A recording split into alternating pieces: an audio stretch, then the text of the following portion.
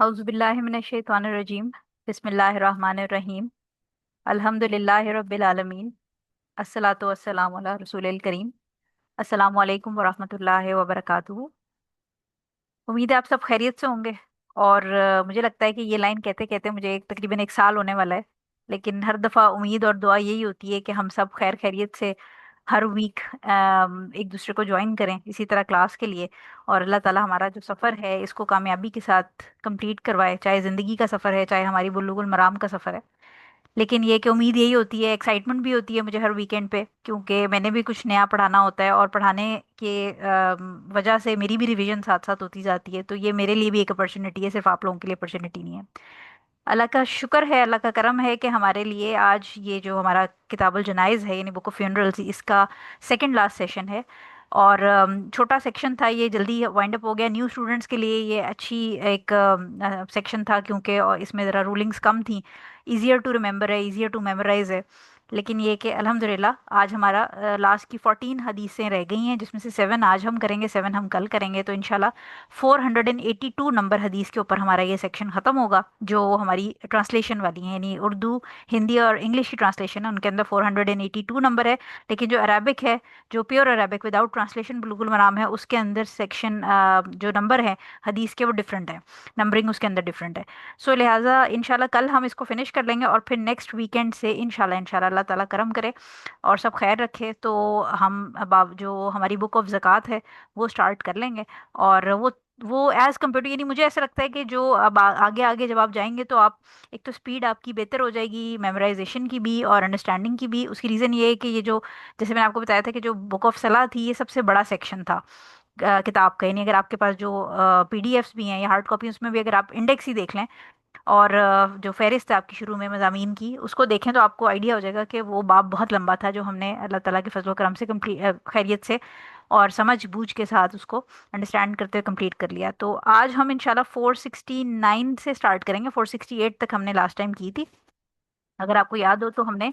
Graves की जो types थी वो डिस्कस की थी लास्ट 468 में। और 469 से लेके आज हम इंशाल्लाह 475 तक करेंगे। और फिर जो बाकी बचेंगी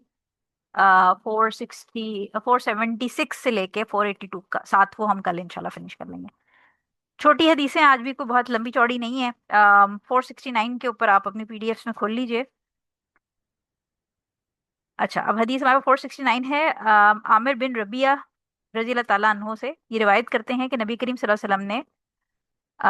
नबी करीम सल्लल्लाहु अलैहि वसल्लम ने उस्मान बिन मजऊन की नमाज जनाजा पढ़ी और इनकी कब्र, ये रज़ी अल्लाह ताला अन्हो थे, यानी ये भी सहाबी थे जिनकी नमाज जनाजा पढ़ी, इनकी नमाज जनाजा पढ़ी और इनकी कब्र पर तशरीफ लाए और खड़े खड़े तीन लप, लप का मतलब है हैंड्सफुल, आई थिंक ये उर्दू में यही प्रोनाउंसिएशन होती है, मिट्टी डाली। ठीक है, ये सुनन दारकुतनी की रिवायत है और उसमें मेंशन की गई है। इंग्लिश में जिनको उर्दू में नहीं समझ आया मतलब, तो ये सामने इंग्लिश की ट्रांसलेशन आपके पास आ रही है कि 3 हैंडफुल्स of soil while he was standing. ये हदीस है, यानी ये एक सहाबी जो है वो नरेट कर रहे हैं कि दूसरे सहाबी का जब नमाज जनाजा हुजूर सल्लल्लाहु अलैहि वसल्लम ने पढ़ाने के बाद जब उनको दफनाया गया, तो दफना के जब बॉडी को अंदर रखा गया है ग्रेव के, तो उसके बाद हुजूर सल्लल्लाहु अलैहि वसल्लम ने तीन अपने हाथों से भर के, यानी जैसे हमारी जो हम जिसको उर्दू में चुल्लू कहते हैं, या दोनों हथेलियां जब आप जोड़ लेते हैं तो वो तीन तीन हाथ भर के हैंडफुल्स ऑफ सॉइल उन्होंने डाली। तो इससे हमें जो रूलिंग्स मिलती हैं वो तीन शॉर्ट, हम इसमें से चीज़ें पॉइंट्स हमें समझ समझ आएंगे। पहली चीज़ तो ये कि सुन्नत का अमल है, यानी ये हर एक के लिए फ़र्ज नहीं है, लेकिन क्योंकि हुजूर सल्लल्लाहु अलैहि वसल्लम ने किया था तो इसमें ऑब्वियसली एक सुन्नत को फॉलो करने का और रिवॉर्ड अर्न करने का यानी सवाब अर्न करने का एलिमेंट है। यानी सुन्नत है कि जो लोग वहाँ पर मौजूद हैं कब्रिस्तान के अंदर और कब्र के इर्द गिर्द मौजूद हैं और दफना रहे हैं मुर्दे को, डेड बॉडी को, तो जब वो बॉडी को अंदर कबर के रख दें तो फिर हर शख्स को चाहिए कि वो सुन्नत की इंटेंशन के साथ कि हुजूर सल्लल्लाहु अलैहि वसल्लम ने ये अमल किया था, तो उससे ऑब्वियसली उनको उसका सवाब मिलेगा। उस अमल के साथ वो तीन तीन मुट्ठी या तीन तीन जैसे चुल्लू होता है हैंडफुल्स वो भर के और मिट्टी के उस पर डाल दें। ठीक है, तो पहली चीज़ तो हमें ये समझ आ गई। दूसरी चीज़ हमें ये समझ आई, इसके अंदर जो पॉइंट है वो ये कि कुछ स्कॉलर्स इस हदीस को ज़ईफ कहते हैं, लेकिन क्योंकि हमारे पास और सपोर्टिंग एविडेंसेस मौजूद हैं डिफरेंट सिचुएशंस के, लिहाजा जो एक्ट है यानी ये करना कि मिट्टी डालना कबर के ऊपर, ये جائز ہے، یعنی اس میں کیونکہ یوزلی ہم جب نارملی حدیث ضعیف پڑھتے ہیں تو ہم یہ کہتے ہیں کہ ضعیف حدیث کو امپلیمنٹ نہیں کرنا، وہ صرف آپ کی جنرل نالج کے لیے بتائی جا رہی ہوتی ہے. لیکن یہ کیونکہ کچھ اسکالرس کے، سب نہیں کہتے لیکن کچھ اسکالرس کے کہنے پہ یہ ضعیف حدیث ہے، بٹ کیونکہ سپورٹنگ ایویڈنس ڈفرنٹ اور سچویشنس کے ہمارے پاس صحابہ کرام کی زندگی سے اور رسول اللہ صلی اللہ علیہ وسلم کی زندگی سے ملتے ہیں، لہٰذا یہ جو عمل ہے اس کو پریکٹس امپلیمنٹ کیا جا سکتا ہے. تھرڈ پوائنٹ اس کے اندر یہ ہے کہ کچھ لوگ اس میں سے اپنی خود سے انوویشنز آہستہ آہستہ، جیسے آپ کو پتا ہے کہ بدعہ جو ہے وہ اچانک سے کہیں کسی بندے کو لگتا ہے کہ یہ جو عمل ہے یہ شاید حضور صلی اللہ علیہ وسلم نے ہمیں صحیح سے نہیں بتایا، اور اس وجہ سے وہ اس کے اندر اپنی کوئی ایڈیشن کرنے لگ جاتا. تو لہٰذا کچھ لوگوں نے اس کے اندر ایک انوویشن جو ود ٹائم آپ آہستہ آہستہ دیکھیں گے کہ کوئی نئی چیز انٹروڈیوس ہو جاتی ہے ہر ایونٹ پہ، جو اسلامک کے لیے جہاں پر ہمیں حضور صلی اللہ علیہ وسلم نے طریقہ سکھایا اس کے اندر کچھ نہ کچھ ایک اپنا ایکسٹرا ٹچ لوگوں نے ضرور دینا ہوتا ہے. تو اس میں وہ کیا کرتے ہیں کہ جو آیت ہے قرآن کریم کی، وہ ہر جو جب ہاتھوں سے وہ بھر کے ڈالتے ہیں تو اس کے ساتھ ریسائٹیشن کر رہے ہوتے ہیں. تو یہ بات یاد رکھیے گا کہ یہ جو مٹی ڈالتے ہوئے ساتھ میں قرآن کی آیت کو ریسائٹ کرنا، یہ کوئی پروون سننا نہیں ہے. حضور صلی اللہ علیہ وسلم نے ایسا نہیں کیا تھا، یعنی سمپلی انہوں نے مٹی ڈالی تھی اور اس کے ساتھ کچھ ریسائٹ نہیں کر رہے تھے، وہ مٹی ڈالتے ہوئے کوئی قرآن کی آیت نہیں ریسائٹ کر رہے تھے. ٹھیک ہے، تو یہ ایک سنت کا عمل ہے، کیونکہ جیسے ہم نے شروع سے ایک فلو میں ہم پڑھ رہے ہیں، تو ریسائٹیشن جو قبر کی ہم نے کل ڈیٹیل لاسٹ ٹائم پڑھ لی تھی پچھلی کلاس میں کہ وہ ٹو ٹائپس کی ہے. اب جب قبر کی ڈیٹیل پڑھ لی، پھر ہم نے یہ بھی پڑھ لیا تھا کہ قبر میں فٹ سائڈ سے سنت ہے کہ مردے کو اندر اتارا جائے.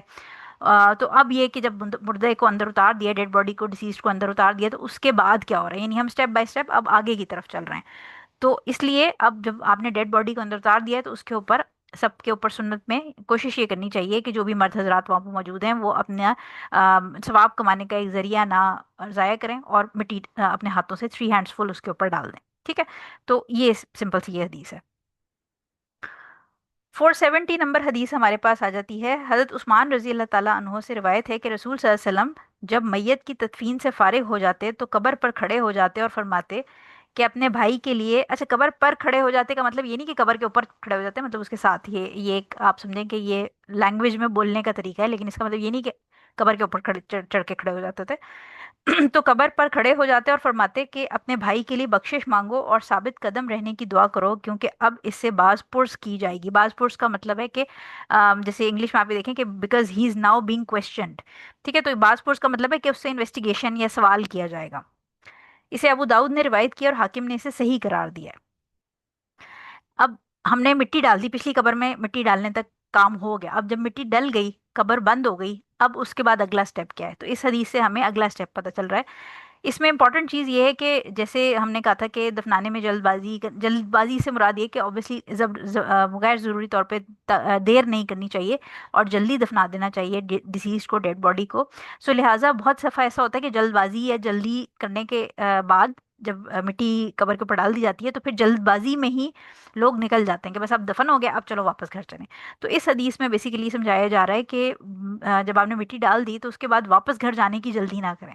اور وہاں پر قبر کے پاس کھڑے ہو کر آپ دعائے مغفرت اور دعا ضرور کریں. جو بھی آپ کا پیارا جس کا انتقال ہوا ہے، یا کوئی ایون دور پار کا جاننے والا بھی ہے، کوئی رینڈم شخص بھی مر گیا ہے جس کے جنازے میں آپ نے شرکت کی، نماز جنازہ میں، اور اس کو دفنانے کے لیے، کیونکہ ہم نے یہ بھی پڑھا ہے کہ ریوارڈ بہت زیادہ ہے، تو اگر اس کو دفنانے کے لیے آپ آئے ہیں تو پھر وہاں قبر کے پاس کھڑے ہو کر اس کے لیے اللہ تعالیٰ سے دعا ضرور کریں. اور دعا جو ہے وہ یہ بیسیکلی آپ نے قبر کی طرف منہ کر کے نہ کریں. اگر آپ ہاتھ پھیلا کے دعا کر رہے ہیں تو پھر آپ قبلے کی طرف ڈائریکشن کر کے کریں، تاکہ کسی کو یہ ایسا نہ فیل ہو کہ آپ قبر سے کچھ مانگ رہے ہیں. اور پلس یہ کہ آپ دل میں بھی دعا کر سکتے ہیں. تو یہ کہ دعا اس کے لیے ضرور کریں، کیونکہ حضور صلی اللہ علیہ وسلم بتا رہے ہیں کہ جیسے ہی جب مردے کو دفنا دیا جاتا ہے تو آلریڈی ہم نے یہ بات کی تھی کہ ڈیسیزڈ مرنے کے بعد اس کو ہماری دعاؤں کی بہت ضرورت ہوتی ہے. اس کی ریزن یہ ہے کہ جو اس کی اپنی گڈ ڈیڈز ہوتی ہیں وہ بالکل ایک ٹرمینیشن پوائنٹ پہ آ جاتی ہیں، سوائے صدقہ جاریہ کی جو ایلیمنٹس تھے جس میں نیک اولاد تھی، صدقہ جاریہ والے اگر اس نے کوئی کنواں وغیرہ کھدوایا ہے وہ، یا اگر کوئی اس نے تعلیم کسی کو کسی اچھی بات سکھائی ہے، کوئی اچھی چیز پڑھائی ہے، تو وہ جہاں تک پہنچے گی تو وہ صدقہ جاریہ کا ایلیمنٹ چلتا رہے گا ٹل قیامت. تو لہٰذا پہلی چیز تو یہ کہ مردے کو دفنانے کے بعد جلد بازی نہ کریں اور واپس گھر بھاگنے کی نہ کریں، وہاں پر کھڑے ہوں. اور کیونکہ جب آپ کھڑے ہوں گے اور ڈیسیز کے لیے دعا کریں گے تو جیسے ہی جب آپ اس کو دفناتے ہیں اس کے تھوڑی دیر بعد ہی ہمیں حدیث ڈفرنٹ موجود ہیں جس سے یہ پتہ چلتا ہے کہ منکر نکیر دو فرشتے ہیں جو کہ آپ سمجھیں ایک انویسٹیگیشن کے لیے اللہ تعالیٰ کی طرف سے، یعنی یہ جو جیسے ہی آپ سمجھیں کہ جیسے آپ किसी जगह पे चेक पोस्ट क्रॉस करके एंटर होते हैं नए सिटी के अंदर या एयरपोर्ट पे, तो इमिग्रेशन ऑफिसर जैसे मौजूद होते हैं। तो जब हम फ्लाइट लेके लैंड करते हैं किसी भी नई डेस्टिनेशन के ऊपर किसी नए कंट्री में, और वहाँ पर इन्वेस्टिगेशन ऑफिसर या इमिग्रेशन ऑफिसर जिसको हम कहते हैं वो मौजूद होता है, और वो हमसे सवाल करता है कि आप कहाँ से आ रहे हैं, पर्पस ऑफ विजिट क्या है, कितने दिन का स्टे है। और फिर उसके बाद जब वो हमारे सवाल जवाब से सेटिस्फाई होता है तो वो हमारे पासपोर्ट पे एंट्री की स्टैंप और साथ में वो टाइम पीरियड भी लगा देता है कि कितने महीने आप इस मुल्क के अंदर रुक सकते हैं। तो जैसे हर जगह की चेक पोस्ट होती है, ये एक तरह से आप समझें कि एक इन्वेस्टिगेशन होती है कि आप आ रहे हैं तो अब व्हाट नेक्स्ट। तो लिहाजा इसी तरह हमें डिफरेंट अहादीस से पता चलता है कि जब किसी इंसान को कब्र के अंदर दफना दिया जाता है, और हर इंसान के साथ ये होना है, ये सिर्फ इसलिए सिर्फ मुसलमानों के साथ नहीं है, ये काफिरों के साथ भी यही है कि जब उनको दफना दिया जाता है तो फिर दो फरिश्ते जो हैं वो कब्र में आकर सवाल जवाब करते हैं। अब ये जो फरिश्ते हैं जिनका नाम मुनकर और नकीर है, ये हदीस के अंदर हमें मिलते हैं, और इनकी अगर आप डिटेल पढ़ना चाहते हैं, सुनना चाहते हैं तो मैंने आपको पहले भी बताया था कि एक लेक्चर है मेरा जो हमारे ही चैनल पे मौजूद है, मरने के बाद रूह का सफ़र। उसका लिंक मैं इस लेक्चर के एंड में जो वो आ रही होती है, लाइक एक्स्ट्रा जो लेक्चर्स की ऑप्शन आ रही होती है उसमें मैं डाल दूंगी, तो आप अगर कोई सुनना चाहे तो उधर से सुन लेगा, क्योंकि उसके अंदर सारी हदीस विद रेफरेंसेस कंपाइल की थी मैंने, जो कि मरने के बाद किस स्टेप पे जो बिलीवर है उसके साथ क्या सिस्टम चलता है और डिसबिलीवर है उसके साथ क्या सिस्टम चलता है। सो लिहाजा मुनकिर नकीर जो है वो सवाल जवाब करेंगे, और मुनकिर नकीर जो है वो सवाल क्या करते हैं, वो को बहुत लंबा चौड़ा पेपर नहीं लेते इंसान से। वो बेसिकली तीन सवाल होते हैं उनके। पहला सवाल वो पूछेंगे हर शख्स से, वो मुझसे भी पूछेंगे, आपसे भी पूछेंगे, वो नॉन मुस्लिम से भी पूछेंगे कि तुम्हारा रब कौन है। यानी प्राइमरी पहला क्वेश्चन ऑब्वियसली अल्लाह ताला के बारे में होता है। सेकंड क्वेश्चन जो है वो हम जो भी शख्स जिसको दफन किया गया उससे उसके दीन के बारे में कि तुम्हारा दीन क्या है। और तीसरी सवाल जो होता है वो हुजूर सल्लल्लाहु अलैहि वसल्लम के बारे में कि हुजूर सल्लल्लाहु अलैहि वसल्लम के बारे में वो शख्स क्या जानता है। तो ये तीन सवाल पूछे जाएंगे हर शख्स से, मुझसे, आपसे, और जो कब्रों में है उन सब से पूछे गए होंगे। और उन तीन सवालों के जवाब के अंदर जो आप समझे, जो मैं आपको हमेशा कहती हूँ कि जो कब्र है वो ट्रेलर है या टीजर है आने वाली जो डॉक्यूमेंट्री है या मूवी है उसका, यानी जो आफ्टर लाइफ हेयर आफ्टर में जो क़यामत के दिन होना है और उसके बाद आगे जन्नत और दोज़ख की जो डिटेल है कि किसने कहाँ जाके बसेरा करना है, उसका जो टीजर है वो कवर में चल जाता है। सो ये जो तीन सवाल हैं इनका जवाब अपेरेंटली बहुत आसान लगते हैं, और इजीली लोग कहते हैं कि अच्छा जी हमें तो पता है कि अल्लाह ताला हमारा रब है और दीन हमारा इस्लाम है और नबी करीम सल्लल्लाहु अलैहि वसल्लम अल्लाह ताला के आखिरी नबी हैं, पैगंबर हैं। लेकिन इसका जवाब सिर्फ वो शख्स कब्र में दे सकेगा जिसने अपनी ज़िंदगी अल्लाह ताला के उसूलों के ऊपर और नबी करीम की सुन्नत या नबी करीम जो अल्लाह ताला के अहकामात लेके आए थे दीन इस्लाम की शक्ल में उस पर गुजारी होगी। अदरवाइज सुनने के लिए ये सवाल जवाब बहुत इजी हैं, लेकिन अगर किसी ने ये ज़िंदगी अपनी गुनाहों के अंदर गुजारी है और अल्लाह ताला के दीन के हिसाब से नहीं गुजारी, ज़िंदगी में अपनी अय्याशियों में, पैसा कमाने में, अपने नफ्स की ख्वाहिशात को फॉलो करने में, या जैसे डिसबिलीवर्स हैं उनका तो केस ही यही है कि उन्होंने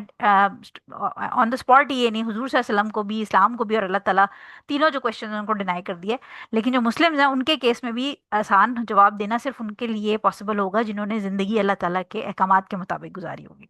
तो लिहाजा ये जो क्वेश्चन है ये आप समझें कि बड़ा एक इम्पॉर्टेंट मोमेंट है। आई स्टिल रिमेंबर कि जब मेरी मदर की डेथ हुई थी तो जैसे हम सब बच्चे होते हैं, बचपन में छोटे होते हैं, और एक आदत होती है कि जब भी एग्ज़ाम देने जाना होता है तो हम अपनी अम्मी को कहते हैं कि अम्मी दुआ करना हमारे लिए कि हमारा एग्ज़ाम अच्छा हो, हम पास हो जाएं। सो आई स्टिल रिमेंबर वो मोमेंट के जब उनको दफना दिया गया था, और वो क्योंकि अमेरिका में थी उस वक्त, मैं पाकिस्तान में थी। तो आई स्टिल रिमेंबर कि जब उनको दफनाया गया था तो मेरे माइंड में ये सवाल आया कि इस वक्त मेरी माँ को मेरी दुआओं की ज़रूरत है, because now she is being questioned. कि हम सारी ज़िंदगी अपनी माँ को ये कहते रहते हैं कि अम्मा हमारे लिए दुआ करना कि हम पास हो जाएं, हमारा इम्तहान अच्छा हो, या ज़िंदगी की कोई भी मसला होता है तो हम अपनी माँ से दुआ करते हैं जब तक वो ज़िंदा होती है, हम उनसे दुआ के लिए कहते हैं, क्योंकि माँ की दुआ ऑब्वियसली दिल से निकलती है अपनी औलाद के लिए। तो लेकिन ये कि जब माँ कब्र में चली जाती है तो फिर औलाद पे फ़र्ज बन जाता है, क्योंकि फिर माँ से ये जो मुनकिर नकीर जब सवाल करते हैं उस वक्त औलाद को या जो भी प्यार करने वाले हैं उनको कसरत, चाहे वो वहाँ कब्रिस्तान में मौजूद हैं, जो मौजूद हैं वो तो ऑब्वियसली खड़े होकर वहाँ ज़रूर दुआ करें, लेकिन जो ख़वातीन हैं जैसे जो घर पे भी हैं वो कब्रिस्तान नहीं जा सकती, वो भी उनको जब पता है कि दफनाने का टाइम आ रहा है तो कॉन्स्टेंटली दुआ करें, और ये ज़रूर दुआ करें कि अल्लाह ताला हमारे प्यारे के लिए कब्र के सवाल जवाब में आसानी करे, उसको इन सवालों के जवाब देने में ईज़ अल्लाह ताला कर दे, ताकि वो आसानी से इनको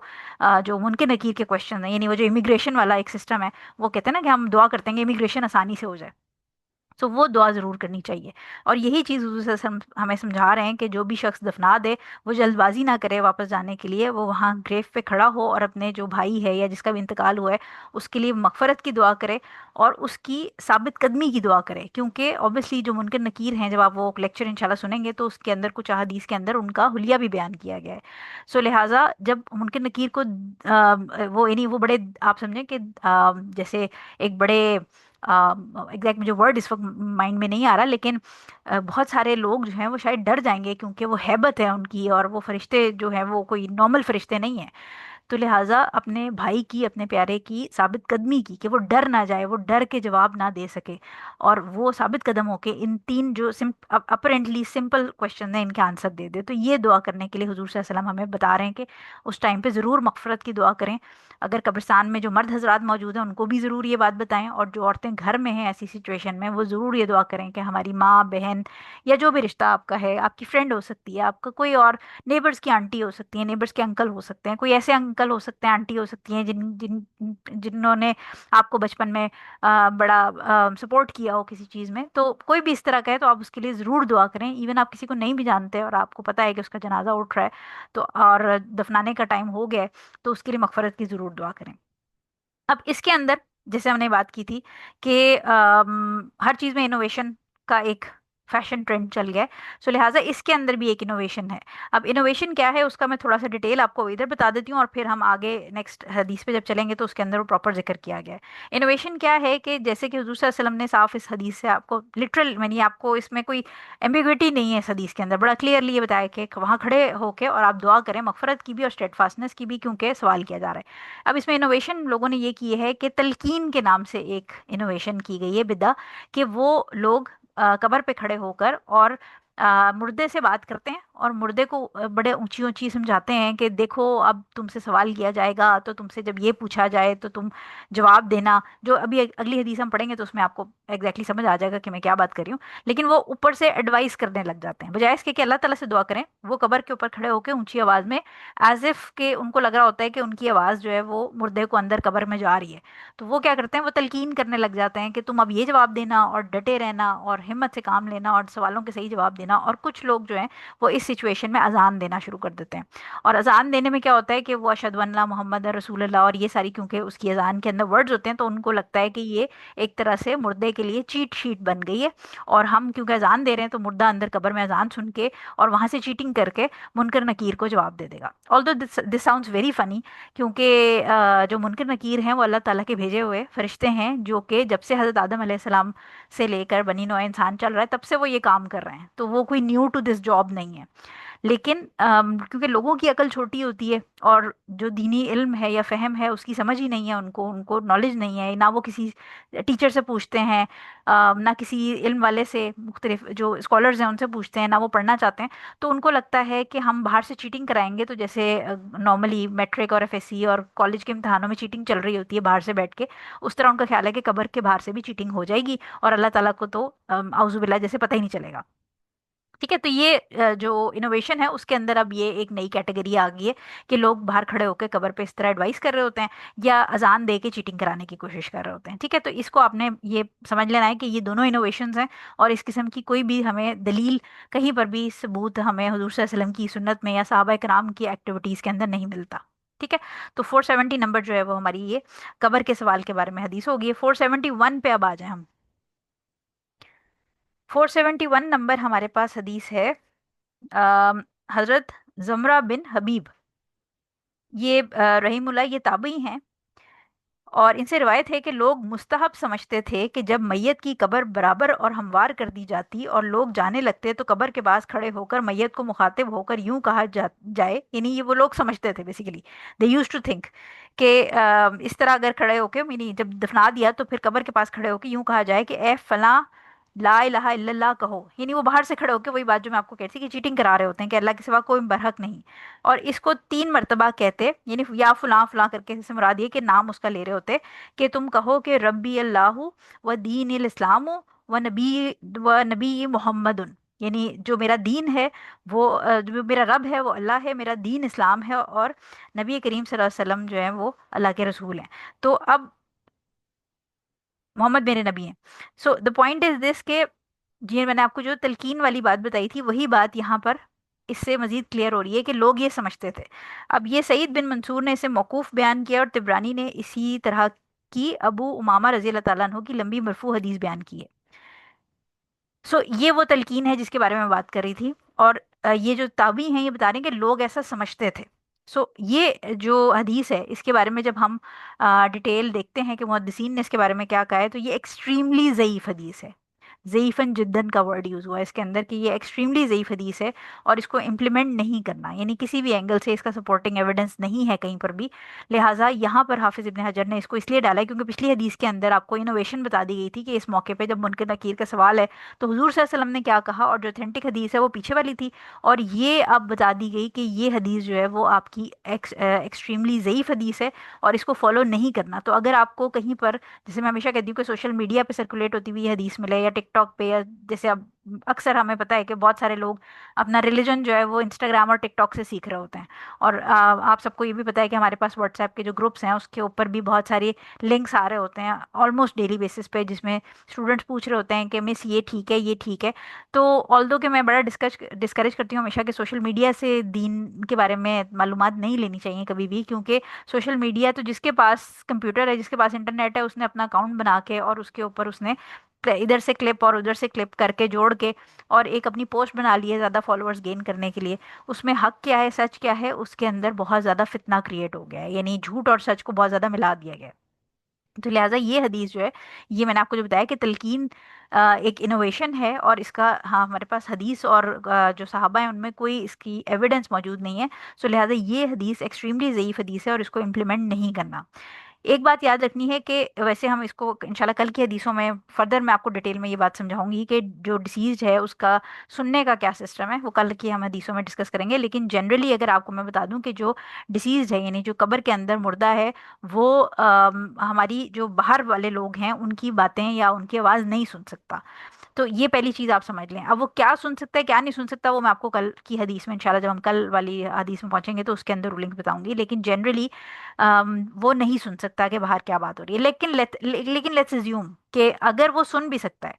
तो मैंने आपको वही बात बताई कि बहुत फनी हो जाएगा कि आप अल्लाह ताला का एक सिस्टम जहाँ पर एक इटर्नल किसी के लिए हेल फायर या जन्नत का एक ट्रेलर होना है, यानी उसका फैसला किया जा रहा है, उसकी उसको इमिग्रेशन मिलेगी कि नहीं मिलेगी उसका फैसला किया जा रहा है, तो वहां पर आप उसको दुनियावी सिस्टम समझ के वहां पर चीटिंग कराने की कोशिश कर रहे हैं। तो ये बहुत एक फनी सा है। और बहुत सारे जो कुछ डिवियन किस्म के लोग हैं और सेक्ट्स हैं, वो इस कॉन्सेप्ट को बड़ा प्रमोट करते हैं। और वो बजाय इसके कि जैसे हुजूर सल्लल्लाहु अलैहि वसल्लम ने कहा कि दुआ मांगो, वहां खड़े होकर वो उल्टा मुर्दे को खड़े होकर तलकीन कर रहे होते हैं और ये सोच रहे होते हैं कि शायद मुर्दे को उनकी चीट शीट की आवाज़ और सारी डिटेल जा रही है, और वो वहां से सुन सुन के जैसे लोगों ने कानों में एयरफोन्स लगाए होते हैं और ब्लूटूथ के जरिए चीटिंग हो रही होती है, तो उस तरह कोई मुर्दा भी चीटिंग कर रहा है। ठीक है। तलकीन जो वर्ड है उसको मतलब एडवाइस करना है बेसिकली। तो तलकीन के बारे में हम स्टार्ट, जो हमारी हदीस थी उसके अंदर हम पढ़ चुके थे ये बात कि तलकीन लास्ट मोमेंट ऑफ डेथ के टाइम पे करनी चाहिए। जैसे डेथ बेड पे जो शुरू की हदीस थी उसमें आपको याद होगा कि जो अगर आपको लग रहा है कि कोई बिल्कुल बिस्तरे मर्ग पे है, उसको फिर आप जाके अच्छी बातें करते हैं। और हमने ये भी डिस्कस किया था कि आप उसको अल्लाह ताला की रहमतों के बारे में और होपफुलनेस के बारे में रिमाइंड कराते हैं। और अगर बिल्कुल ही आपको लगे कि आप कोई उम्मीद नहीं है, तो फिर उसको कलमे के लिए रगबत देने की कोशिश करते हैं ताकि उसकी ज़बान से जो आखिरी कलमात हैं, वो जो अल्फाज निकलें, वो अल्लाह ताला की वादानियत के बारे में निकलें, यानी वो कलमा शहादत की पढ़ते पढ़ते ही इंतकाल करे, या जो आखिरी बात उसने की हो वो उसका कलमा हो, यानी जो मोनोथिज्म का उसका एक बिलीफ है वो उसकी ज़बान पे होना चाहिए। ठीक हो गया। सो ये तलकीन के बारे में इसको आपने याद रखना है कि ये एक एक्सट्रीमली ज़ईफ हदीस है और इसके ऊपर इसको हमने इम्प्लीमेंट नहीं करना। 472 नंबर हदीस हमारे पास आ जाती है।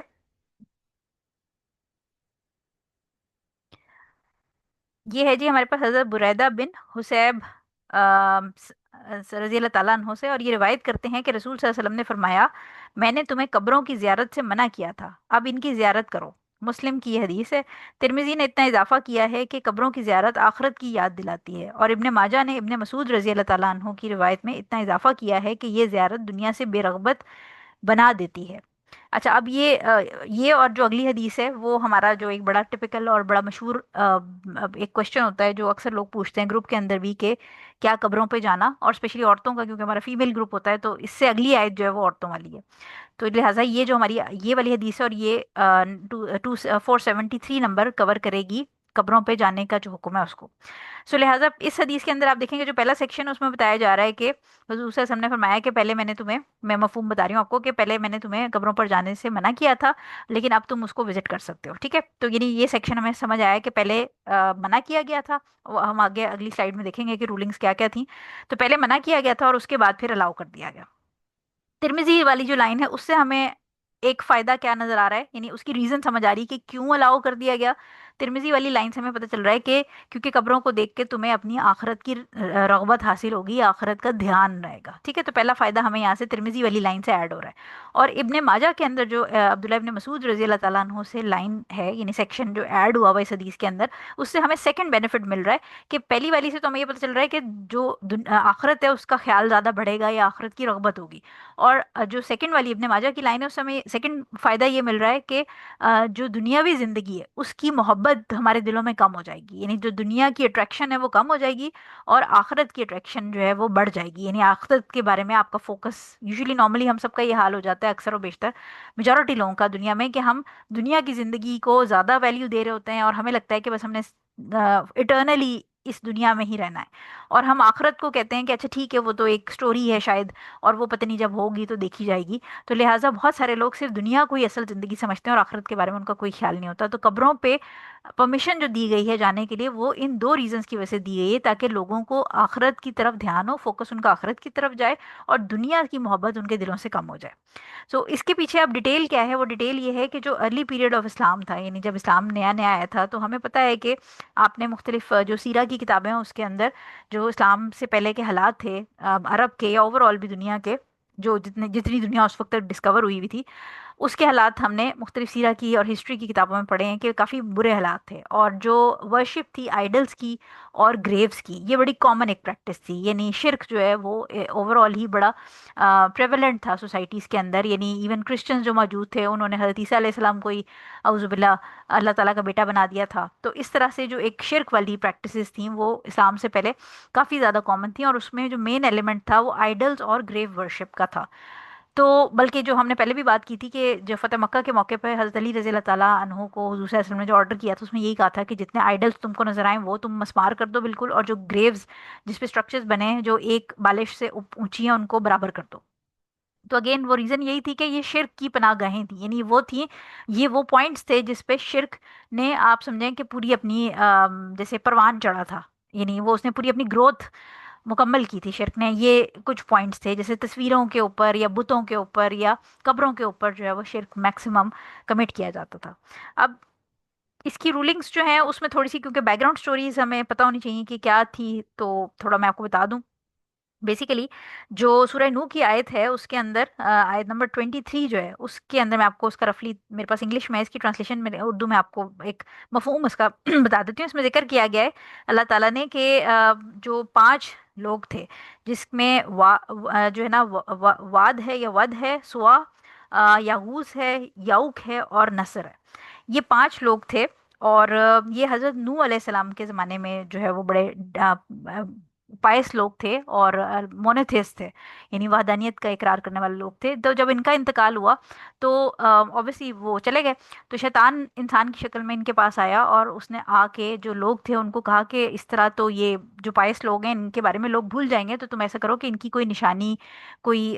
یہاں پر نا کوئی مونومنٹ یا کوئی ان کا اسٹیچو یا کوئی اس طرح کی چیز بنا دو جس کے اوپر آنے والی نسلوں کو پتا ہو اور وہ ان کی پائرٹی کو یاد کرتے رہیں. یعنی اگر یہ لوگ یہاں سے اب ڈیتھ ہوگی ان کی کوئی نشانی نہ لگائی گئی تو لوگ آنے والی نسلیں بھول جائیں گی کہ یہ بڑے نیک لوگ تھے اور ان سے انسپریشن لینی چاہیے. تو لہٰذا شیطان کے بھڑکائے ہوئے میں آ کے یا اس کی جو آپ سمجھیں کہ جو اس کا مشورہ تھا وہ ان کو پسند آیا، اور انہوں نے وہاں پر کچھ جگہوں پہ، کچھ جو ہمارے پاس ڈیٹیلز ہیں اس کے اندر ہے کہ ان کے اسٹیچوز بنا دیے، اور کچھ جگہوں پہ ہے کہ وہ جہاں پر بیٹھ کے عبادت وغیرہ کیے جاتے کرتے تھے وہاں پر مونیومنٹ بنا دیے گئے، یعنی کوئی اسٹرکچر سا بنا دیا گیا. اس کے بعد جب جو لوگ اس والی جنریشن کے تھے ان کو تو پتا تھا کہ یہ اسٹرکچر ہے، تو وہ جسٹ اس کو دیکھتے تھے ایز اے ریمائنڈر، انہوں نے ان اسٹرکچرس کو یا ان مونیومنٹ کو یا آپ سمجھیں کہ ان آئیڈل ٹائپ جو بھی فگر تھے ان کو انہوں نے رکھا، لیکن ان سے کبھی مانگتے نہیں تھے اور نہ ہی ان کو یہ سمجھتے تھے کہ یہ کوئی اللہ تعالیٰ سے ہماری کنیکشن جوڑنے کے لیے کوئی نیک لوگوں کی یا ان سے ہمیں کوئی وسیلے کا فائدہ ملے گا۔ اچھا، اب وہ جب جنریشن مر گئی تو اس کے بعد آگے آنے والی جنریشنز میں obviously کیونکہ ہمیں پتہ ہے کہ جیسے جیسے جنریشنز آگے جاتی ہیں تو جہالت ایک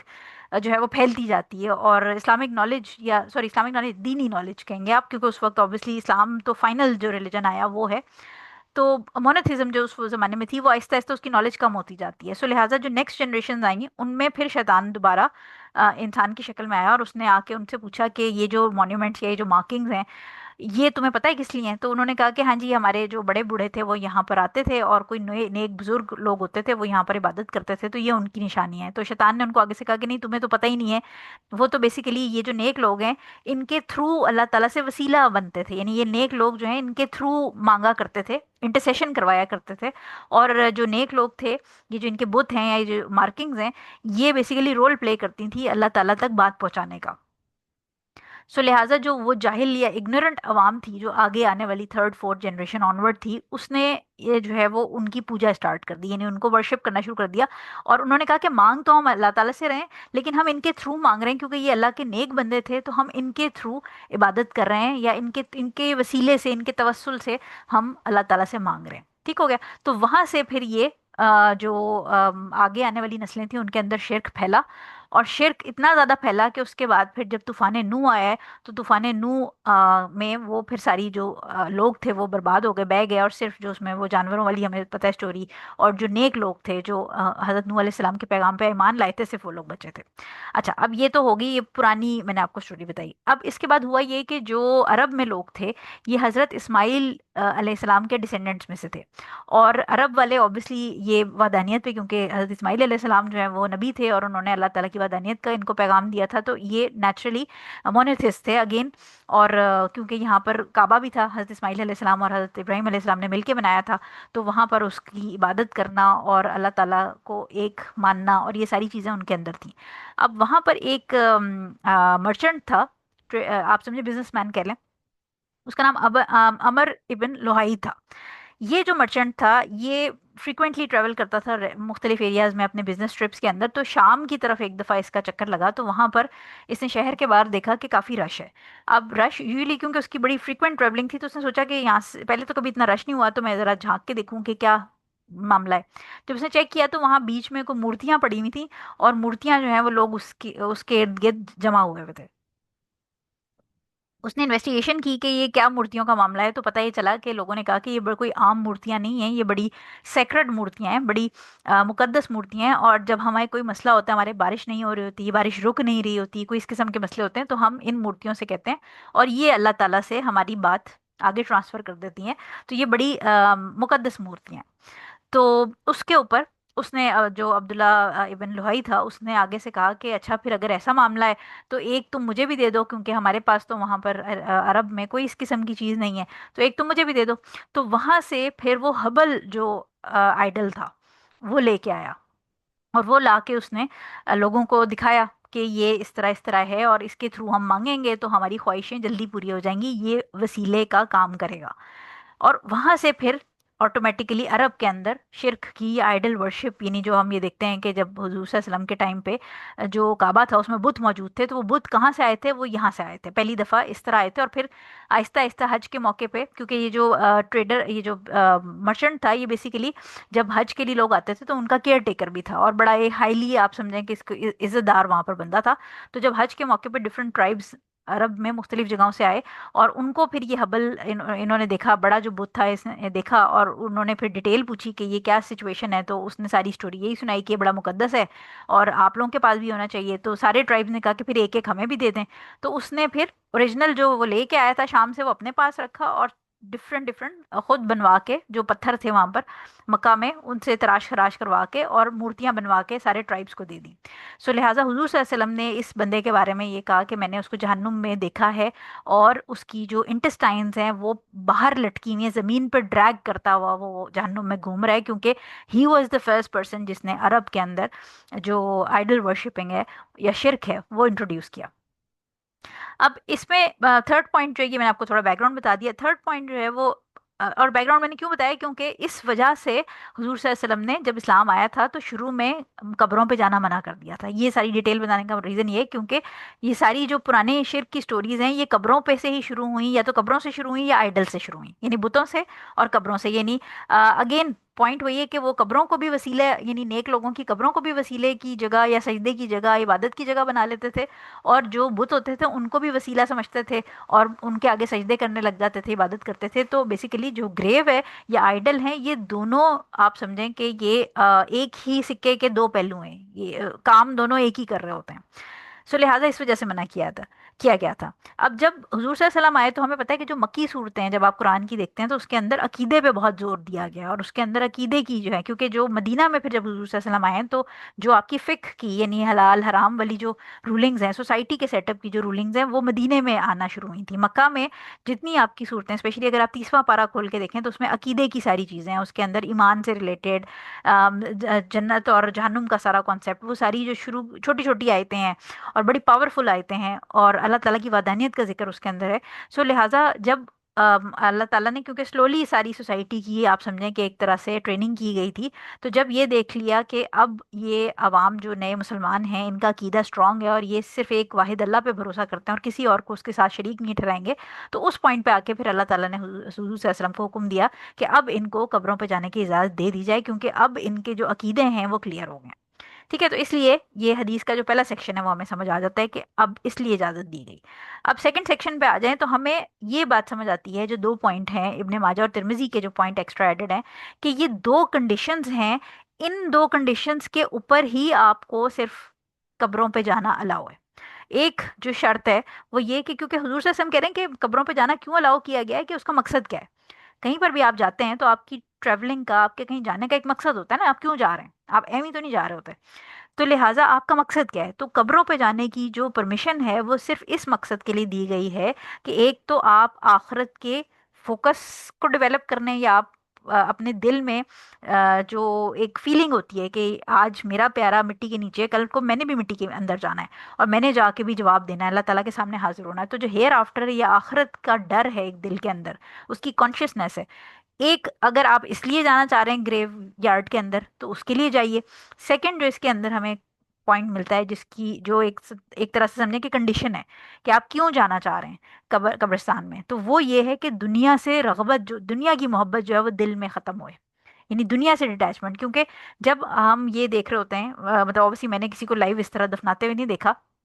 لیکن اپنے گھر کے مرد حضرات سے جتنی بھی ڈیٹیل سنی ہے اور ٹیچر سے سنی ہے، وہ یہی ہے کہ جس وقت دفنایا جا رہا ہوتا ہے تو اس وقت جو لوگ وہاں پر موجود ہوتے ہیں ان کو بڑا احساس ہوتا ہے کہ یہ جو شخص جو اتنا امیر کبیر تھا، ملٹیپل گاڑیاں تھیں، فیکٹریز تھیں، بال بچے تھے، بیوی تھیں، بیویاں تھیں کچھ لوگوں کی، اور بہت کچھ اس نے دنیا میں جمع کیا تھا، لیکن جب وہ قبر کے اندر گیا تو اس کے ہاتھ خالی تھے. یعنی وہ کچھ بھی ساتھ نہیں لے کے جا سکا، اس کے جو مال تھا وہ بھی باہر رہ گیا، اس کی اولاد بھی باہر ہی ہے، اور سب چیزیں سوائے اس کے کہ وہ جو اپنے ہاتھ سے صدقہ خیرات کر گیا، یا جو نیکیاں کر گیا، یا وہی جو صدقہ جاریہ کی چیزیں وہ کر گیا،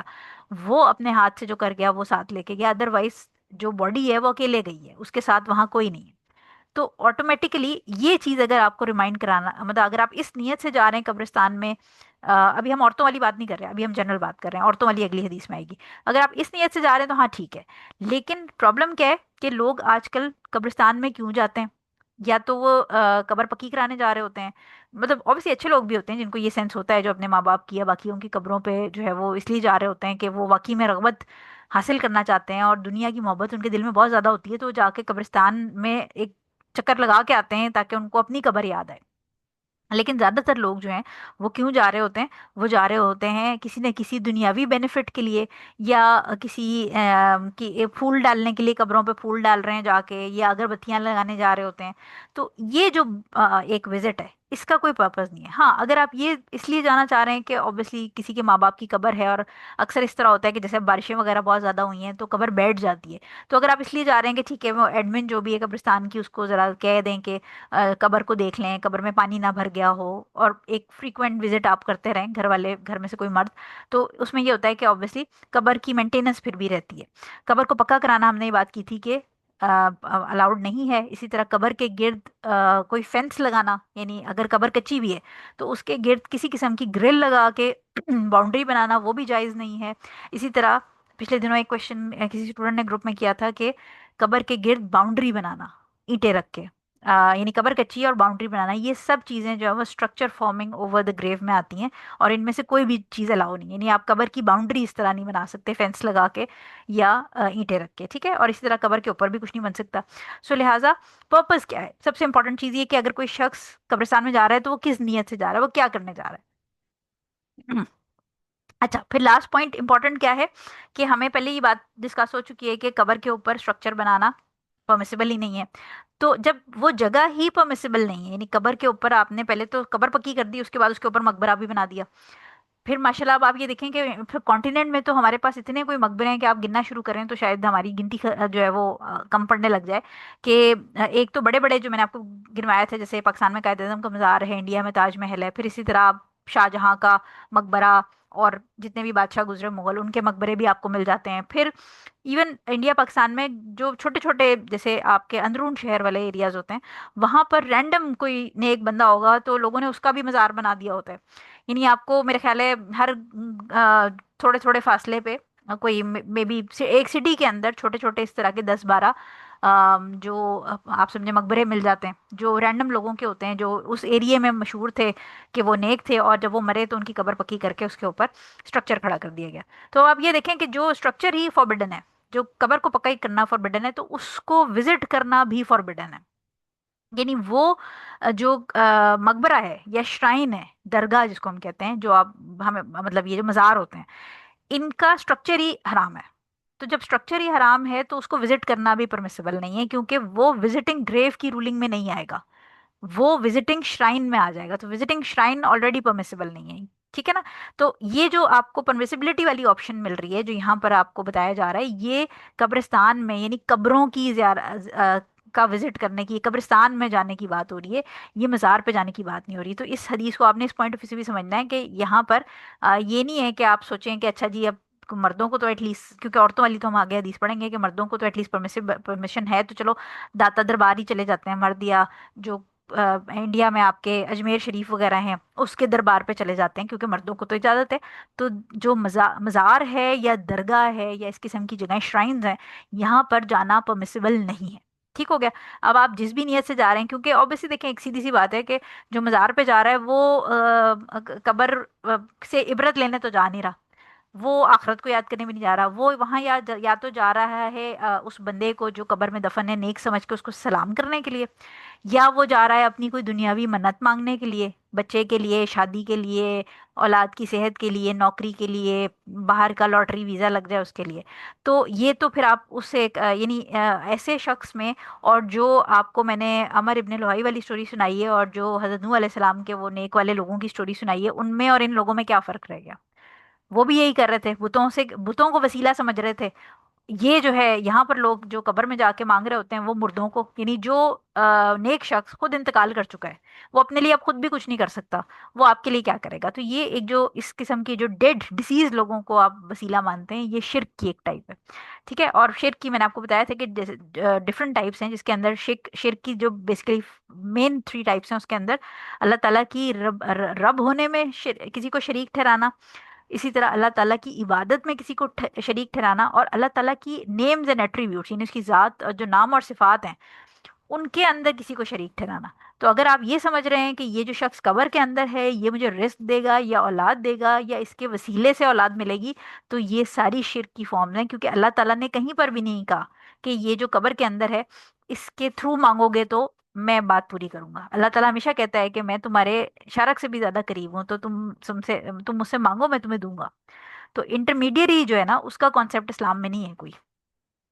انटिल अनलेस कि हमने एक बात ये डिस्कस की थी कि जैसे हम पेरेंट्स को कहते हैं वो जिंदा होते हैं, तो पेरेंट्स जो हैं वो ऑब्वियसली उनको आप कहते हैं अम्मी दुआ कर देना या अब्बू दुआ कर देना, क्योंकि वो जिंदा है। और अगर आपको याद हो तो नमाज इस्तिस्का के चैप्टर के अंदर मैंने आपको अब्दुल्ला इब्ने अब्बास रजी सॉरी जो हज़रत अब्बास रजी अल्लाह ताला अन्हो वाली और हज़रत उमर रजी अल्लाह ताला अन्हो वाली हदीस पढ़ाई थी, जिसमें हज़रत उमर रजी अल्लाह ताला अन्हो बारिश के लिए हज़रत अब्बास रजी अल्लाह ताला अन्हो यानी हुजूर सल्लल्लाहु अलैहि वसल्लम के चचा के पास गए थे और उनसे कहा था कि आप आके दुआ करें क्योंकि आप हुजूर सल्लल्लाहु अलैहि वसल्लम के चचा हैं। तो उस वक्त हजरत उमर रजी अल्लाह ताला अन्हो ने अल्लाह ताला से डायरेक्ट नमाज इस्तिस्का में ये दुआ नहीं की थी कि पहले हम आपके नबी को नबी के थ्रू मांगते थे, तो अब क्योंकि नबी जो है वो दुनिया में नहीं है, तो अभी भी हम नबी के वसीले से ही मांगेंगे। जब तक हुजूर सल्लल्लाहु अलैहि वसल्लम जिंदा थे तब तक हुजूर सल्लल्लाहु अलैहि वसल्लम नमाज इस्तिस्का के लिए अल्लाह ताला से दुआ करते थे, नमाज इस्तिस्का में दुआ करते थे। लेकिन हुजूर सल्लल्लाहु अलैहि वसल्लम के इंतकाल के बाद हजरत उमर ने हुजूर सल्लल्लाहु अलैहि वसल्लम का वास्ता दे के अल्लाह ताला से नहीं मांगा। हुजूर हजरत उमर रजी अल्लाह ताला अन्हो ने हजरत अब्बास रजी अल्लाह ताला अन्हो को बुला के और उनसे दुआ करवाई, यानी लिविंग पर्सन को बुलाया था। ठीक है, तो ये कॉन्सेप्ट मैं बार बार आपको इसलिए ठीक करवाती रहती हूँ क्योंकि इंडिया पाकिस्तान में इस कॉन्सेप्ट को लेके बहुत ज़्यादा मिसकंसेप्शन हैं, गलत फहमियाँ, और लोग शिरक में मुब्तला हैं, और ऐसे ऐसे लोग हैं जो कि सारी ज़िंदगी शिरक करके शिरक की हालत में ही मर जाते हैं। अच्छा जी, 73 नंबर पे हम आ जाते हैं। 73 नंबर हमारे पास हज़रत अबू हुरैरा रजी अल्लाह ताला अन्हु से रिवायत है कि रसूल सल्लल्लाहु अलैहि वसल्लम ने कब्रों की जियारत के लिए जाने वाली खवातीन पर लानत फरमाई है। इसे तिरमिजी ने निकाला है और इब्ने हिब्बान ने इसे सही करार दिया है। अच्छा जी, अब ये वो हदीस आ गई जिसके ऊपर आई थिंक कोई पूछ रहा था ग्रुप के अंदर, और मैंने कहा था ये हम पढ़ेंगे। तो अल्लाह ताला ने उन और सॉरी हुजूर सल्लल्लाहु अलैहि वसल्लम ने उन औरतों पर लानत की है जो कब्रों का विजिट करती हैं। अब इसके अंदर जो है वो थोड़ी जो मुहद्दिसीन है उनके अंदर डिफरेंस ऑफ ओपिनियन है। प्राइमरीली दो ग्रुप्स हैं स्कॉलर्स के। एक ग्रुप जो है वो ये कहता है कि क्योंकि पिछली हदीस के अंदर एक जनरल कमांड थी कि पहले जो हुजूर साहब ने फरमाया कि पहले मैं तुम्हें कब्रों पर जाने से मना करता था और अब मैं तुम्हें कब्रों पर जाने की इजाजत दे रहा हूँ। तो जो पहला ग्रुप है स्कॉलर्स का जो कहता है कि परमिसिबल है औरतों के लिए कब्रिस्तान में जाना। अच्छा, अगेन मैं बार बार रिमाइंड करा रही हूँ, ये कब्रों पे जाना जो है इसको आपने मज़ार पे जाना नहीं समझना। ये जितनी हदीसें हैं, यानी ये जो परमिसिबिलिटी वाली हमने पढ़ी है ये कब्रों पे जाने की परमिसिबिलिटी, मज़ार पे नहीं, केस वो औरत मर्द दोनों नहीं जा सकते। ठीक हो गया। So the point is this के जो पहला ग्रुप है वो ये कह रहे हैं कि औरतों का कब्रों पे जाना परमिसिबल है, और वो ये कह रहे हैं कि जो पिछली हदीस थी वो जनरल हदीस है, और जो आखिरत का डर है वो क्योंकि औरत और मर्द दोनों में इक्वली इंपॉर्टेंट है, क्योंकि औरतों ने भी बनना है और मर्दों ने भी बनना है। तो लिहाजा औरत और मर्द दोनों को इबरत हासिल करने की ज़रूरत है और दोनों को दुनिया से मोहब्बत कम करने की ज़रूरत है। तो क्योंकि जो उसकी कंडीशंस और उसके फ़वाइद बताए गए थे पिछली हदीस में वो औरत और मर्द दोनों पे लागू होते हैं, लिहाजा जो औरतें हैं उनको भी परमिसिबल है जाना। और इस हदीस के बारे में, ये जो पहला ग्रुप है हम इसी की बात करें, और इस हदीस के बारे में वो ये कहते हैं कि इसके अंदर अरेबिक के वर्ड्स के अंदर थोड़ा कुछ नरेशंस में जो दोनों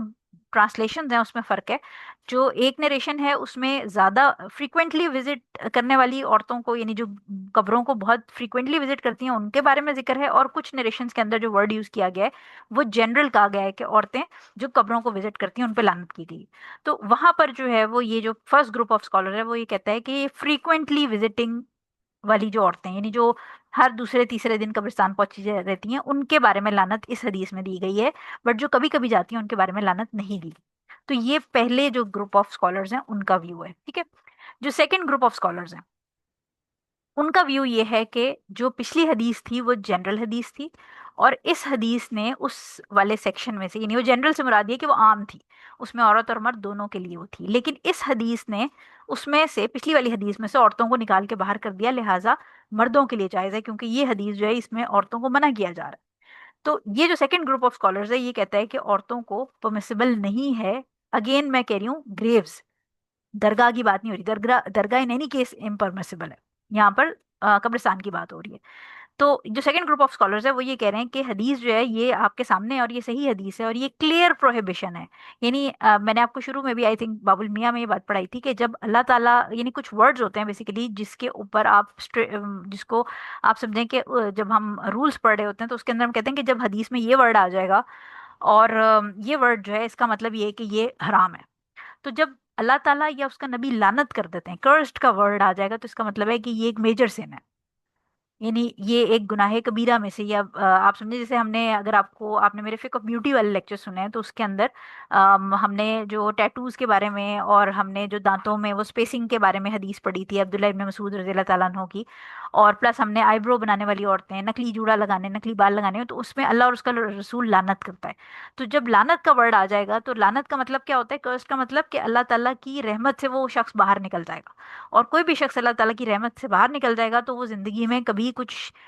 اس کے ساتھ اچھا نہیں ہو سکتا۔ اس کی ریزن یہ ہے کہ ایون حضور صلی اللہ علیہ وسلم سے ایک دفعہ صحابہ نے کہا کہ یا رسول اللہ، اگر حضور صاحب نے کہا کہ اللہ تعالیٰ کی رحمت کے بغیر کوئی شخص جنت میں نہیں جا سکتا، اپنے اعمال کی بیسس پہ کوئی جنت میں نہیں جا سکتا جب تک اللہ تعالیٰ اس پہ رحم نہیں کرے گا۔ تو صحابہ نے پوچھا کہ یا رسول اللہ، کہ آپ بھی اس طرح اللہ تعالیٰ کی رحمت کے بغیر جنت میں نہیں جا سکتے؟ تو حضور صلی اللہ علیہ وسلم نے فرمایا کہ میں بھی اللہ تعالیٰ کی رحمت کے بغیر just on the basis of اعمال جنت میں نہیں جا سکتا۔ تو لہٰذا جب لعنت کا ورڈ آ جاتا ہے تو لعنت کا مطلب ہے کہ وہ شخص اللہ تعالیٰ کی رحم سے، اللہ تعالیٰ کی جو مرسی ہے، جو کہ آپ سمجھیں الرحمن الرحیم ہے، اس سے باہر نکل جاتا ہے، اور جب وہ باہر نکل جاتا ہے تو پھر ہی کی not expect any goodness in his life. تو لہٰذا جو سیکنڈ گروپ آف اسکالر ہے وہ کہتے ہیں کہ یہاں پر کرسڈ کا ورڈ آ گیا، اس کا مطلب ہے کہ دس از فاربڈن، ٹھیک ہے۔ اور اس کی ریزن وہ یہ پھر کہتے ہیں، جیسے فرسٹ گروپ آف اسکالر نے ریزن دی کہ بھئی دونوں کو رغبت حاصل کرنے کی ضرورت ہے، سیکنڈ گروپ آف جو اسکالرز ہے وہ یہ کہتا ہے کہ کیونکہ عورتوں کے اندر، جیسے ہم انشاءاللہ کل جو حدیثیں پڑھیں گے اس میں بھی عورتوں کا ذکر زیادہ ہے، تو کچھ جو دیکھیں، اور نیچرلی اللہ تعالیٰ نے عورت کو ایک ڈفرینٹ میک میں بنایا ہے، اور مرد ایک ڈفرینٹ، اس کی فطرت الگ ہے۔ تو کچھ چیزیں جو ہے وہ برائیاں عورتوں میں زیادہ کامن ہیں، اور کچھ برائیاں مردوں میں زیادہ کامن ہیں۔ تو جو عورتیں ہیں وہ ایموشنلی ٹریگر ہو جاتی ہیں ایزیلی، کیونکہ جنرلی وہ ایموشنل ہوتی ہیں، آلموسٹ ہر عورت ہوتی ہے۔ کچھ ہوتی ہیں جو تھوڑی اتنی جلدی ٹریگر نہیں ہوتی، ان کا دماغ ذرا زیادہ کام کرتا ہے، لیکن میجورٹی عورتیں جو ہیں وہ دل کے ہاتھوں مجبور ہوتی ہیں۔ تو لہٰذا اس میں جو سیکنڈ گروپ آف اسکالرز ہے وہ کہتے ہیں کہ عورتیں ایموشنل ہوتی ہیں زیادہ، اور ایموشنلی ٹریگر ہو جاتی ہیں، اور جنرلی عورتوں کے اندر جہالت کو پرسو کرنے کا، کیونکہ عورتیں جنرلی بھی، ایون اگر ہم اپنے ارد گرد بھی دیکھیں، حالانکہ میں ہمیشہ یہ کہتی ہوں کہ میں خود بھی عورت ہوں، لیکن عورتوں کو بیوقوف بنانا زیادہ آسان ہے۔ وہ کہتے ہیں نا اردو میں، ٹرک کی بتی کے پیچھے لگانا ان کو بہت آسان ہے۔ تو لہٰذا اگنورینس کی پریکٹسز انٹروڈیوس کرنا عورتوں میں بڑا آسان کام ہے، بہت جلدی پک کر لیتی ہیں بدعت اور اس قسم کی چیزیں۔ سو اسی طرح پھر رونا، قبرستان میں جا کے ایموشنل ہوتی ہیں، بی پی لو ہونے لگ جاتے، بے ہوش ہونے لگ جائیں گی، رونا شروع کر دیں گی اونچا اونچا، قبر کو لپٹ جائیں گی۔ پھر بے پردگی کیونکہ ٹائم کے ساتھ ساتھ بہت بڑھتی جا رہی ہے، تو بے پردگی سے عورتیں جو ہے وہ قبرستان میں آئے ہوئے جو دوسرے مرد ہیں ان کے لیے فتنہ بن جائیں گی، ٹھیک ہے۔ آبویسلی ہم دیکھتے ہیں کہ کوئی حجاب یا بڑا کم خواتین ہیں جو شرعی پردے کا لحاظ کرتی ہیں۔ تو اس قسم کی جو چیزیں ہیں وہ پھر عورتوں کو ایک، اپنے لیے بھی ان کے لیے مشکل ہو جاتی ہے، جن کے ساتھ وہ جا رہی ہیں ان کے لیے بھی مشکل کریں گی، اور پلس یہ کہ جو وہاں باقی مرد حضرات آئے ہوئے ہیں ان کے لیے بھی وہ مشکل کریں گی۔ لہٰذا اس حدیث کو سیکنڈ گروپ آف اسکالر جو ہے وہ یہ کہتے ہیں کہ یہ جہاں پر کرسڈ کہہ دیا گیا ہے، تو اس نے پچھلی والی حدیث کو اسپیسیفائی کر دیا ہے کہ عورتوں کے لیے ممانعت ہے، عورتیں نہیں جا سکتی، کیونکہ اللہ تعالیٰ، جو کیونکہ حضور صلی اللہ علیہ وسلم نے لعنت کر دی ہے۔ اب میرے جو ٹیچرز ہیں اور جو میرا پرسنل اوپینین ہے وہ بھی میں آپ کو اس میں بتا دوں، کیونکہ یہ بڑا امپورٹنٹ ایک میٹر ہے۔ وہ یہ ہے کہ دیکھیں، جب میں یہ کہتی ہوں کہ جب آپ نے کسی اپنے پیارے کے لیے دعا کرنی ہے تو آپ گھر میں بیٹھ کے بھی اگر دعا کر رہے ہیں تو آپ کی دعا اس کو لگ جائے گی۔ آپ اگر واقعی میں جینونلی اپنے کسی پیارے سے محبت کرتے ہیں اور وہ انتقال کر چکا ہے، کر چکی ہے، تو اس کے لیے صدقہ جاریہ والے کام کریں آپ، اس کے لیے کنواں کھدوائیں، اس کے لیے دعائیں کریں، اس کے لیے جو جو بھی صدقہ جاریہ میں آپ ہاسپٹل میں کہیں ویل چیئر دے سکتے ہیں، اس کے اگر رمضان کے چھوٹے ہوئے روزے رہ گئے ہیں تو وہ پورے کریں، اس قسم کی جو اصل کرنے والے کام ہے وہ کریں۔ قبرستان جا کے کسی کی قبر دیکھ کے وہاں اس سے آپ کے وہاں جانے سے اس کو کوئی فائدہ نہیں ہوگا، اور ایکچولی خواتین جب جا کے اگر وزٹ کرتی بھی ہیں تو ان کی جو ایک سکون اور اللہ تعالیٰ نے صبر دیا ہوتا ہے، وہ آپ سمجھیں ایک طرح سے زخم دوبارہ کرید دیا جاتا ہے، جیسے وہ ریفریش ہو جاتی ہے ان کی ساری جو ایک ڈیتھ والا سارا ٹائم پیریڈ ہے۔ اور تیسری چیز یہ ہے کہ اگر آپ لیٹس ازیوم کہ چلیں ہم یہ سوچتے ہیں کہ یہ فریکوینٹلی وزٹ والا جو پوائنٹ ہے پہلے گروپ کا، لیٹس ازیوم کہ یہ فریکوینٹلی وزٹ والے کو ہی کہا گیا ہے، کبھی کبھی والے کو نہیں کہا گیا، لیکن میں یہ کہتی ہوں کہ یہ جو اللہ تعالیٰ اور اس کا رسول جب لعنت کرتا ہے، یہ اتنی بڑی ایک تھریٹ ہے کہ صرف مطلب اس چیز کے پیچھے کہ اگر یہ، لیٹس ازیوم کہ جو پہلے گروپ آف اسکالرز کہہ رہے ہیں وہ صحیح بات ہے اور دوسرے والے غلط کہہ رہے ہیں، تو اگر یہ صحیح ہے بھی تو میں سجیسٹ نہیں کرتی کسی بھی اپنی کسی پیاری بہن کو کہ وہ رسک لے اس معاملے میں، کیونکہ یہ بہت میجر ایک پوائنٹ ہے کہ اگر اللہ تعالیٰ واقعی میں لعنت کر رہا ہے، یعنی جو سیکنڈ گروپ آف اسکالرز ہیں ان کا پوائنٹ آف ویو ٹھیک ہے اگر، تو پھر ہم اللہ تعالیٰ کی مرضی سے نکل جائیں گے، اعوذ باللہ۔ اور اللہ تعالیٰ کی مرضی سے نکلنا بہت ایک ڈینجرس کام ہے. تو مجھے نہیں لگتا کہ اگر آپ یہ دونوں چیزوں کو وے کریں تو قبر پہ جانے کا اتنا کوئی فائدہ ہے ورسز جو اگر اس کا نقصان آئے گا تو وہ نقصان بہت زیادہ ہے،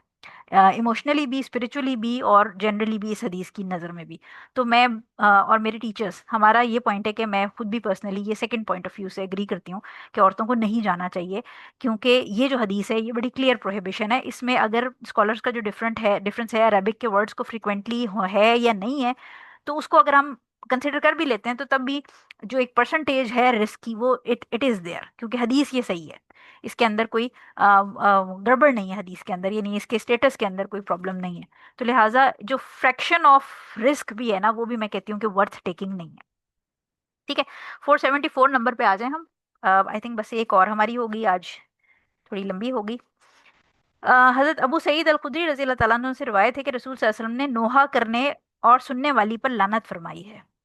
اچھا، نوحہ کرنے اور سننے، نوحہ کسے کہتے ہیں؟ نوحہ جو ہے وہ ویلنگ، جیسے میں نے آپ کو سمجھایا تھا کہ پرانے زمانے میں ایک زمانے جاہلیت کی ایک حرکت تھی. تو نوحہ جو ہے وہ آپ نے اگر سنا ہو تو محرم میں ٹی وی پہ بڑے چل رہے ہوتے ہیں، اور اس پہ نوحہ خوانی، نوحہ کا ٹائٹل اور اس طرح کی باتیں. نوحہ جو ہے وہ بیسیکلی پوئٹری کے پوائنٹ آف ویو سے، جیسے مرثیہ ہوتا ہے اس ٹائپ کی ہوتی ہے کہ اس میں رو رو کے جو مرنے والا ہے اس کے ورچوز بیان کی جاتے ہیں، اس کی فضیلت، اس کی تعریفیں بیان کی جاتی ہیں. اس کے علاوہ نوحہ کے اندر چہرے کو بھی پیٹا جاتا ہے. یعنی اس میں لیولز ہوتے ہیں بیسیکلی کہ کتنے لیول کا نوحہ کر رہے ہیں، لیکن پرائمریلی جو ہے وہ ویلنگ کا ایک کانسیپٹ ہوتا ہے کہ اس میں اونچا اونچا رو رہے ہوتے ہیں، منہ کو چپیڑے مار رہے ہوتے ہیں، چیسٹ کو، سینہ کو بھی کر رہے ہوتے ہیں، پھر مرحوم کو یاد کر کر کے اس کی فضیلت بیان کر رہے ہوتے ہیں. تو یہ نوحہ کہلاتا ہے. اور اگر آپ یہ دیکھیں تو شیعہ جو ہیں یہ بڑا اس میں محرم کے اندر آپ کو بڑے ایزیلی ٹی وی پہ بھی نظر آتا ہے، اور ان کی جو مجلسیں وغیرہ ہوتی ہیں ادھر بھی ہو رہا ہوتا ہے. تو آپ یہ سوچیں کہ اللہ تعالیٰ جو ہے وہ اس کو یہ پسند نہیں ہے. ہم ڈفرینٹ احادیث کے اندر دیکھتے ہیں کہ ویلنگ جو ہے وہ زمانے جاہلیت کی ایک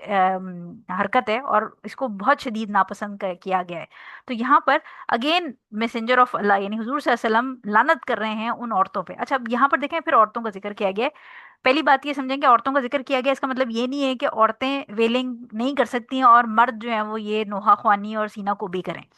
عورتوں کا جب بھی نام لیا جاتا ہے تو پرائمریلی اس کا مطلب اس طرح کی سچویشنز کے اندر یہ ہوتا ہے کہ یہ والے کام عورتیں زیادہ کرتی ہیں. تو لہٰذا یہ کام عورتوں کے لیے تو حرام ہے ہی ہے، لیکن مرد بھی یہ والا کام نہیں کریں گے. ٹھیک ہے، جیسے ہم نے جو ٹیٹو وغیرہ والی بات کی تھی اس میں بھی عورتوں کا ذکر ہے کہ وہ عورتوں پر اللہ تعالیٰ اور اس کا رسول لعنت کرتا ہے. تو اس کا مطلب یہ نہیں کہ مرد ٹیٹو کرا سکتے ہیں. تو سملرلی یہاں پر بھی ویلنگ ویمن کا ورڈ یوز کیا گیا، لیکن ویلنگ جنرلی کیونکہ عورتیں زیادہ کرتی ہیں تو اس لیے وومن کو پوائنٹ آؤٹ کیا گیا، لیکن مرد کو بھی ویلنگ کرنا جائز نہیں ہے. یعنی یہ جو سینہ کو بھی اور بین کرنا جس کو اردو میں کہتے ہیں یہ جائز نہیں ہے، اس کے لیے ممنوع ہے کیونکہ یہ زمانے جاہلیت کی حرکت ہے. ٹھیک ہو گیا. تو اس لیے حضور صلی اللہ علیہ وسلم نے لعنت کی ان عورتوں پہ جو کہ یہ کام نوحہ یا یہ جو ویلنگ والا بین کرتی ہیں اور جو ان کو بیٹھ کے سنتی ہیں، کیونکہ زمانے جاہلیت میں تو پروفیشنلز باقاعدہ ہائر کیے جاتے تھے، ان کو پیسے دے کے بلایا جاتا تھا. تو یہی والی حرکت ہم کامن پریکٹس دیکھتے ہیں کہ شیعہ جو ہیں وہ کر رہے ہوتے ہیں. اب آپ یہ دیکھیں کہ شیعہ جو ہیں وہ اپنے آپ کو کہتے ہیں کہ ہم اہل بیت ہیں، اور اہل بیت جو ہے وہ پھر حضور صلی اللہ علیہ وسلم کی صحیح حدیثوں کے اگینسٹ ہی جا رہے ہیں. تو یہ آپ کلیئرلی آپ کو کانٹرڈکشن ان کے ورڈز اور ان کے ایکشنز میں نظر آتی ہیں، کیونکہ نبی سے جو محبت کرنے والا ہوگا یا نبی کی جو آل ہے وہ تو پھر نبی کے حکم کو فالو کرے گی نا، پھر وہ اپنی کوئی ڈیڈ اینٹ کی مسجد بنا کے تو نہیں کھڑی ہوگی. سو خیر اس کے اندر یہ ہے. اور نیکسٹ بھی حدیث کیونکہ اس سے کنیکٹڈ ہی ہے تو ہم یہ کر ہی لیتے ہیں. 475 نمبر، ام عطیہ رضی اللہ تعالیٰ عنہا سے روایت ہے کہ رسول صلی اللہ علیہ وسلم نے ہم سے بیعت کے موقع پر یہ عہد لیا تھا کہ ہم میت پر نوحہ نہ کریں گے. یہ بخاری اور مسلم کی حدیث ہے، یعنی جو متفقن علیہ ہے. تو بیسیکلی اگین نوحہ اور بین کرنا میں نے آپ کو اس کی ڈیٹیل بتا دی ہے کہ چیخنا چلانا ہوتا ہے، واویلا کرنا ہوتا ہے، کیونکہ زمانے جاہلیت کی حرکت تھی اور وہاں پر پھر پروفیشنل عورتیں بلائی جاتی تھیں جو کہ پیسے لے کے آتی تھیں اور وہ مرنے والے کے اوپر بین کرتی تھیں. اور جیسے ہم دیکھتے ہیں گاؤں وغیرہ میں بھی خواتین جو ہے وہ اگر ہسبینڈ مر جائے یا کوئی اس طرح کا گھر کا کمانے والا مر جائے تو وہ جنازے کے اوپر لیٹ لیٹ کے اور اپنا دوپٹہ رکھ رکھ کے یا جو اپنے نیک لائن ہے اس کو پکڑ پکڑ کے رو رہی ہوتی ہیں کہ تم چلے گئے اب میں کیسے زندہ رہوں گی، اور اس قسم کے سر پیٹ رہی ہوتی ہیں. اکثر آپ نے ٹی وی میں بھی کوئی کسی کا خدا نخواستہ مسئلہ ہو جائے تو خواتین کو اس طرح دیکھا ہے. تو یہ منع ہے اسلام میں، یہ اسٹرکٹلی منع ہے کیونکہ یہ دکھ شو کرنے کا زمانے جاہلیت کا طریقہ ہے. اور حضور صلی اللہ علیہ وسلم کی ویریس حدیث کے اندر ہمیں ایویڈنس ملتی ہے کہ حضور صلی اللہ علیہ وسلم نے ایسی عورتوں یا اگر مرد بھی یہ کام کر رہے ہیں تو ان سے اپنا ڈسکنیکشن شو کیا ہے کہ میرا ان سے کوئی تعلق نہیں ہے، I have nothing to do with them. تو جاہلیت کی جو چیز ہے وہ کسی بھی فارم میں، یعنی چاہے وہ تبرج کی فارم میں، جیسے زمانے جاہلیت کے اندر عورتیں اپنی خوبصورتی مردوں کو دکھا کے خوش ہوتی تھیں نامحرم، تو وہی چیز جاہلیت کی اب فی زمانہ آج کل کے زمانے میں دوبارہ آ گئی ہے. تو جاہلیت کی جو بھی پریکٹس جو اس زمانے میں اسلام سے پہلے تھی اور حضور صلی اللہ علیہ وسلم نے منع کی تھی، جب بھی وہ واپس آئے گی اور جو بھی اس کو پریکٹس کرے گا اس پہ پھر لعنت پڑے گی، یعنی وہ اللہ تعالیٰ کی مرضی سے نکل جائیں گے. اور اس میں سے ایک جو ہے، یعنی آگے آگے جیسے ہم اس کتاب میں آگے جائیں گے تو اور بھی بہت ساری ایسی چیزیں آپ سنیں گے جو زمانے جاہلیت کی تھیں اور اب وہ واپس آ رہی ہیں. لہٰذا محرم کے اندر میں نے آپ کو اگزامپل دے دی ہے، اور اس میں بیسیکلی پوائنٹ یہ ہے کہ مسلمانوں کے اوپر جب بھی کوئی اس طرح کی آفت آئے یا اللہ تعالیٰ کوئی ہم میں سے کسی کا بھی پیارا چھینتا ہے، تو بیسیکلی گریف شو کرنا از سم تھنگ ڈفرینٹ. اس کے بارے میں کل ہم حدیث پڑھیں گے، لیکن صبر کرنا اس پیشنس جو ہے نا وہ مسلمان یا مومن کا وتیرہ ہے. اور اس میں جو گریف شو کرنا ہے، اپنا دکھ شو کرنا ہے، وہ کیسے شو کرنا ہے وہ انشاءاللہ حضور صلی اللہ علیہ وسلم کی ہم کل حدیث پڑھیں گے، جس کے اندر حضور صلی اللہ علیہ وسلم اپنا دکھ ایسے موقع پہ، جب ان کے بچے انتقال کیے تھے، جب ان کی وائف انتقال کی تھی، جب ان کے چچا انتقال کیے تھے، تو وہ جو بڑے کلوزسٹ لوگ تھے ان کے اوپر انہوں نے اپنے غم کا اظہار کیسے کیا وہ ہم کل پڑھیں گے انشاءاللہ. لیکن یہ جو بین کرنا، ماتم کرنا، اپنے چہروں کو پیٹنا، اپنے جیسے ہم شیعوں کے کیس میں دیکھتے ہیں زنجیروں سے اپنے آپ کو مارنا، چھریوں سے مارنا، یہ زمانے جاہلیت کی پریکٹس ہے. اس کا بڑا کلیئرلی نبی نے کہا ہے کہ میرا ایسے لوگوں سے کوئی تعلق نہیں. تو